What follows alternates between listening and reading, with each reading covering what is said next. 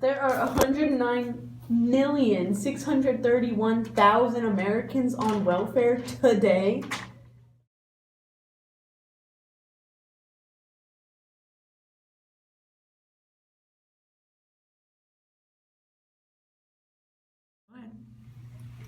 Excuse me, do you have money?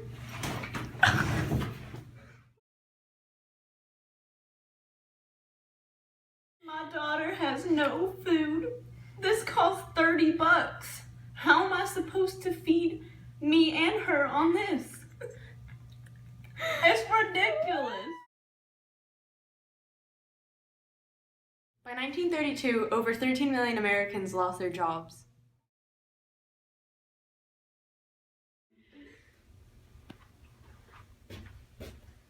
You can't have this. You don't have any money.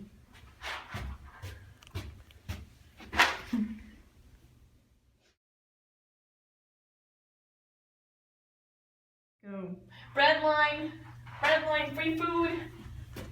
By 1933, the unemployment rate had climbed from 3% to 25%.